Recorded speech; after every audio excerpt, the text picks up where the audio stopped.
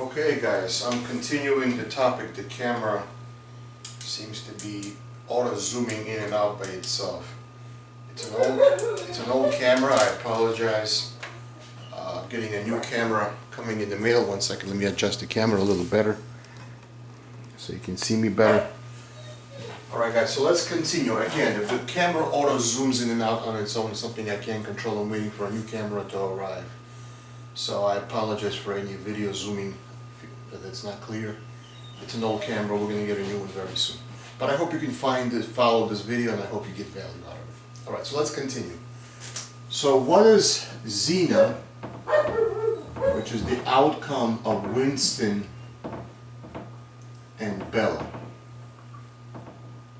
This marker is low on ink. I'm going to change markers.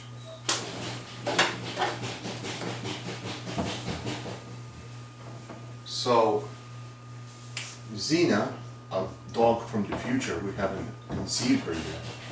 She's the product of Winston and Bella.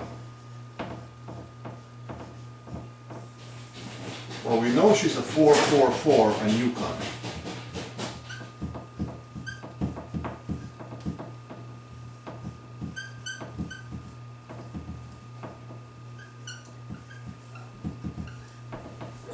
We know that through her mother Bella, which is 3 generations back on Caro is 3 generations back in Bella, but he doesn't appear in Winston.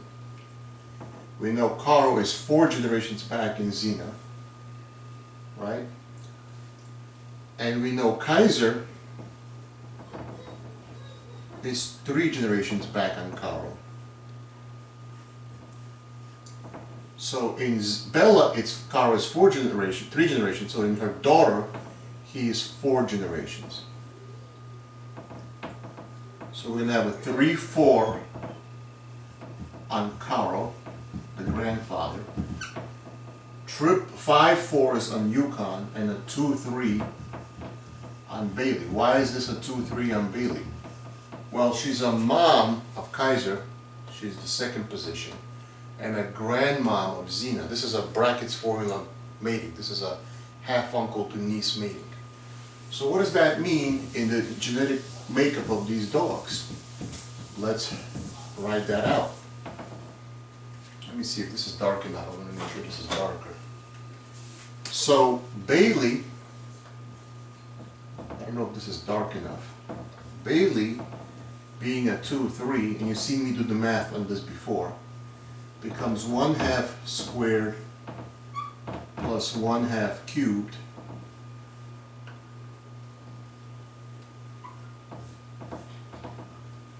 let me see if I have a darker marker. 1 second, this marker is not that dark. So Bailey, being a 2-3,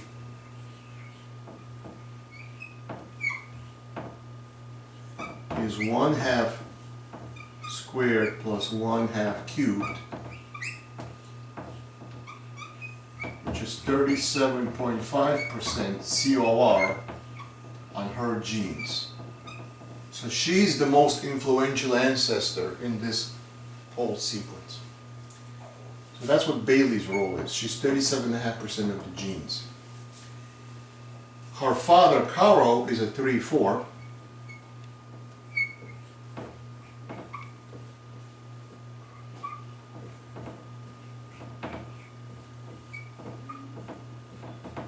And he's about 18% of the genes. I'm not going to calculate it exactly, I'm kind of doing it in my head.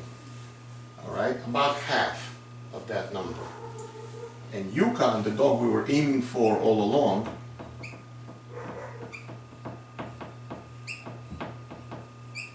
he's repeated 5 times in the 4th position. So this is Bailey, this is Caro, and this is Yukon. So we have him as 1/2 to the 4th times 5, which is 5/16, right? 1/2 to the 4th is a 16th, and then 1/16 times 5 is 5/16, which is 31% of the genes. 31% of the genes. 31% is pretty close to 37%. So a great-great-grandfather has more influence than a grandfather. Carl is his son. He's closer in time.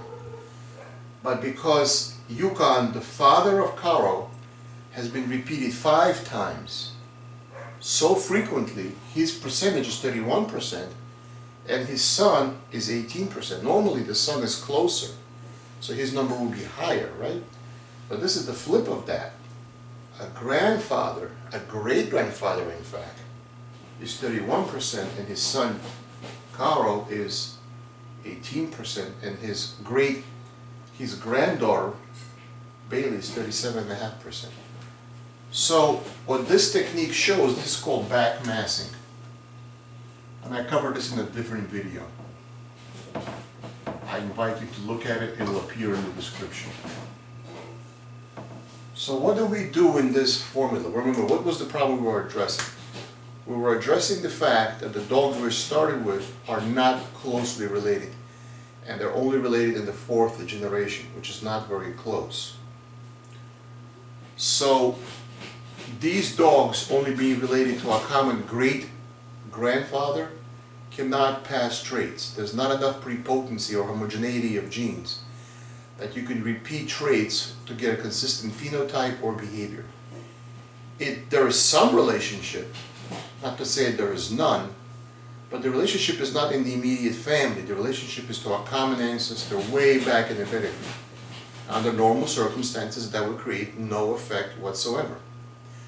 But by repeating that ancestor and stacking him the pedigree over and over and over until he's repeated 5 times in a row, his percentage of 31% is pretty high. This is almost a 10% COI. This is about 9.63% COI. This is a quarter of 31% is what? 8.5%, right? So in other words, these are practically the same number. So in the dog that comes out of this whole combination, what will be the outcome? What are we aiming for? Are we looking to repeat the phenotype of Yukon? Will the dog look like him? Remember, it's his great-great-grandson or granddaughter. So will they look like him? No, they will look more like the dogs closer in the pedigree. Who is the closest dog in the pedigree which has the greatest influence on phenotype? Bailey. She's both a mother and a grandmother at the same time. So she will pass her structure, her anatomical structure, to the puppy the most. She's the most influential of all of these ancestors. Now her physical structure, I looked at her photograph, well I have her, and I looked at the photographs of Carl. She looks, except for color, he was black, but her body shape is just like her father, Carl. I mean, she looks anatomically like Carl in terms of her chest proportion, shoulder proportion, top line. I mean, she's a picture of her father, but for color, okay? She's sable. If she was black, you would say that's a female version of Carl, but because she's sable, you know, you don't see it right away, but if you look, you will see the structures just like her father, Carl. So phenotypically, in terms of top line, distance between the ears, length of muzzle, heaviness of bone, deepness of chest, lung capacity, which is a function of chest capacity, heart and lung capacity. Those phenotypical traits result from this genotypical relationship. In other words, phenotype results from genotype. Phenotype is an expression of genotype. People may say, what are you saying? I'm Eastern European. I was born in the former USSR, came here as a little boy, okay, back in the 70s. So I look like an Eastern European. So I would look more similar to somebody from Poland or Hungary or Czechoslovakia than I would look compared to somebody from Sweden or Norway, which is Northern Europe, right? So my genotype, which is Eastern Europe, gives the expression to my phenotype, my roundness of my face, my mesomorphic body type, my fast-twitch to slow-twitch muscle fibers. When I was younger and more athletic, I'm not at that age anymore. So my phenotype, the way I look, light blue eyes, skin color, hair color, anatomical shape of my body, it is that of an Eastern European as opposed to a Northern European. You see what I mean? My phenotype is an expression of my genotype. The gene pool I come from is Eastern Europe. You see what I'm saying? So phenotype is an expression of genotype. You can't see the genes, but you can see what I look like. And that's true for every human being on this earth, and for every dog in this world, and any animal in this world. Okay? So, phenotype is the expression of genotype. So the puppies will look anatomically like Bailey, being brackets formula breeding. She is a mother and a grandmother. Will they look like Carl? Yes, because he's an 18% and he's the father of Bailey. So his anatomical structure will play a role. Now, color-wise, will we get something that is black?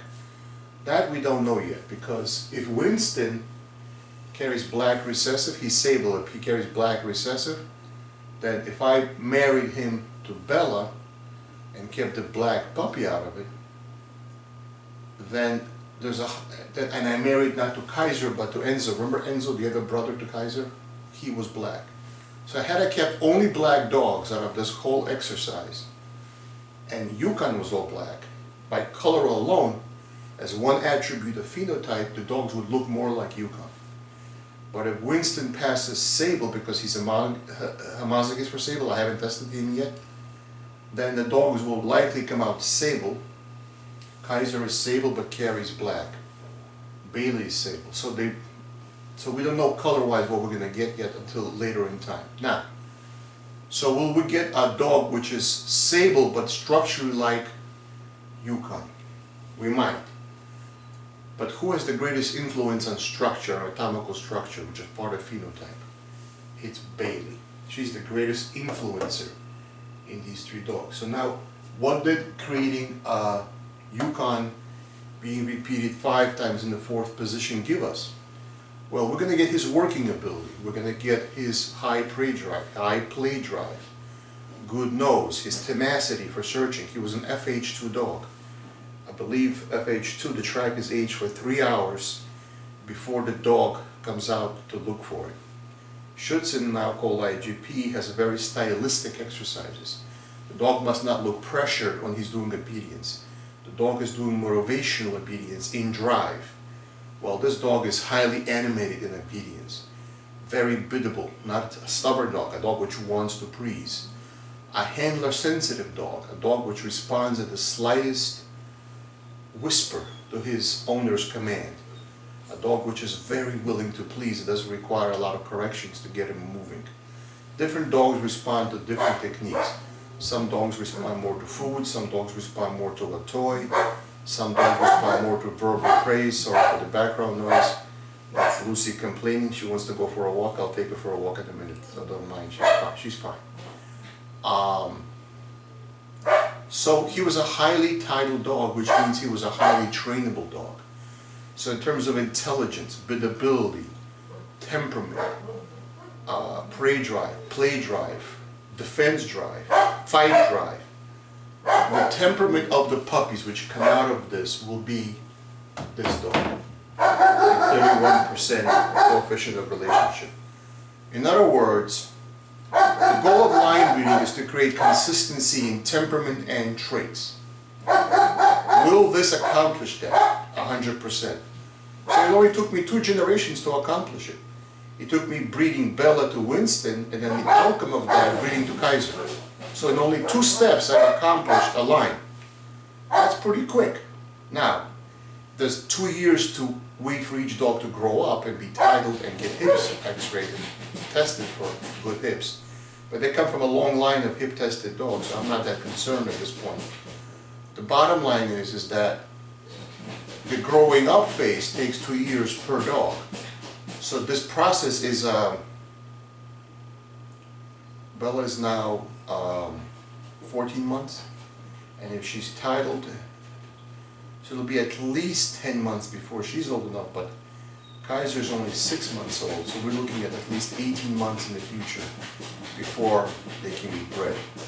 So at 18 months, Kaiser is 2 years older. He can be tap tested. She's 8 months, he's elder. So when he is 24 months, she'll be 32 months. It's pretty close in age. And so we're looking at this mating of step 1, 18 months from now, if everything goes according to plan.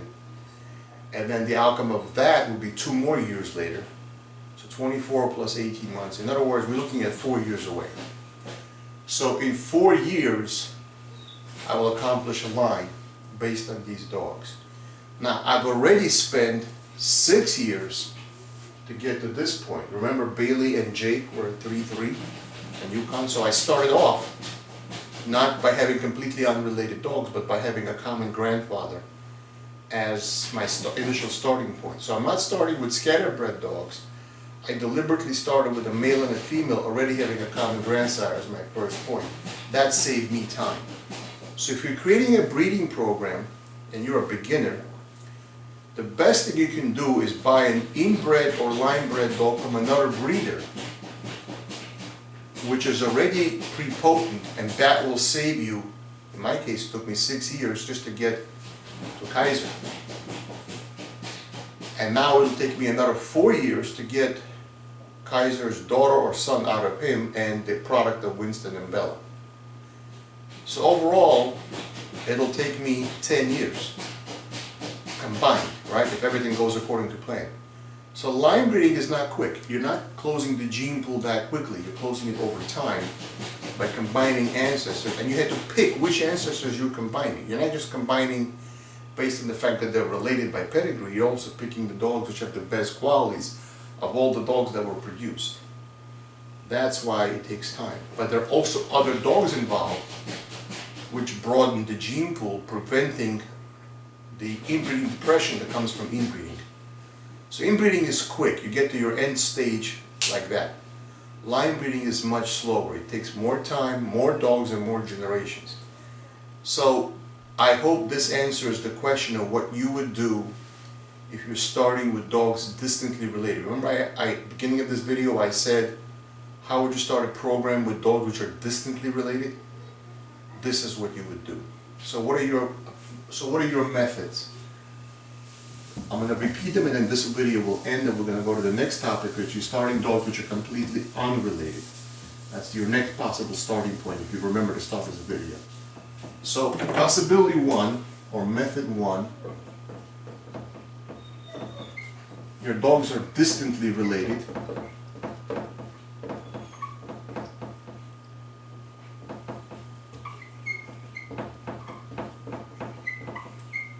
You're going to do a back massing approach. You're going to find the ancestor they have in common, and hopefully it's not just any ancestor, but it's a great ancestor. If it's a mediocre ancestor, there's no point line breeding on him. You're going to back massing by combining second and first cousins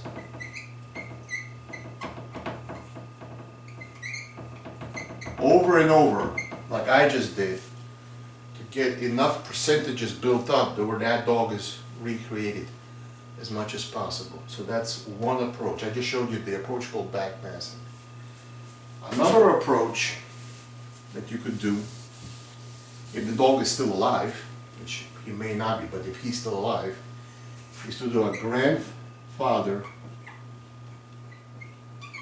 to granddaughter breeding, and that outcome is 62.5% the grandfather. I already think I showed you the math before, right? Now you keep the outcome of this, and now you have what's called a seed stock dog. This becomes your prepotent male. Then you find another grandfather. This is grandfather number 1. You're going to have grandfather number 2, not related, completely different animal. And you breed him to his granddaughter, not related, just a completely different daughter. I'm going to write G daughter for granddaughter, okay? Okay? And you're going to keep males and females, we're going to say females off of this combo. And you're going to keep males off of this combo. And you're going to breed them to each other. In other words, you're starting off with almost no prepotency. So you first create prepotency, either by back massing, where you accumulate that ancestor, which is the long way to do it, or you take a shortcut. You breed a grandfather to granddaughter with one fantastic grandfather. You do another fantastic grandfather. You've created a dog which will now pass himself. This dog may not pass himself. He's not inbred, he's outcrossed. This dog may not pass himself. He's not inbred, he's outcrossed. Breeding him to his own granddaughter, that outcome, that's prepotent. Not himself, but that outcome is. So this is the dog you're repeating by having a dog which is 62.5% him as a consequence of this step. Or another approach could be granduncle to grandniece.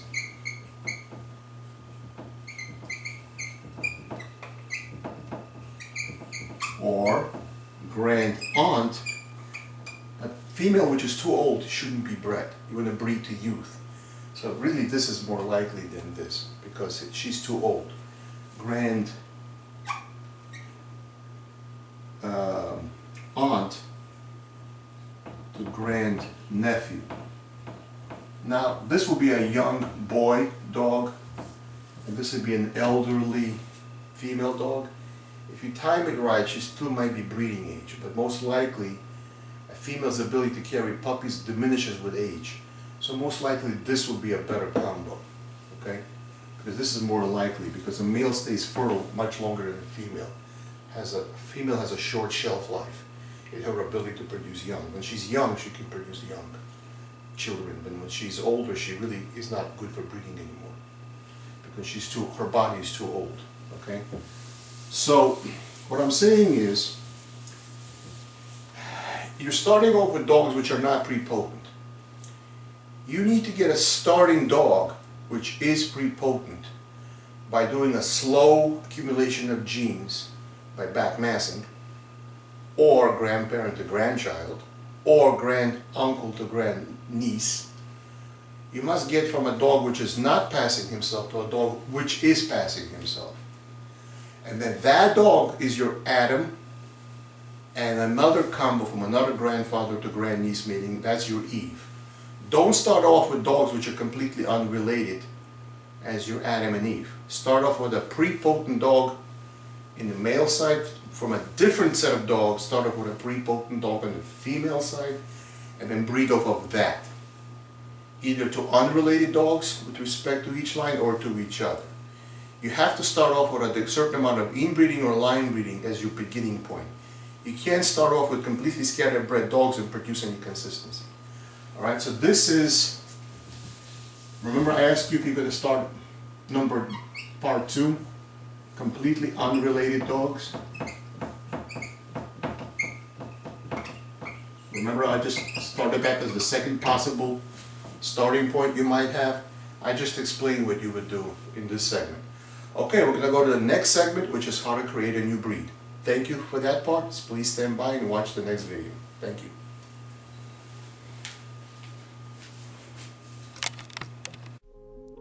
And that wraps up another episode of the Von Gonta Haus YouTube channel. Thank you for being part of our German Shepherd community.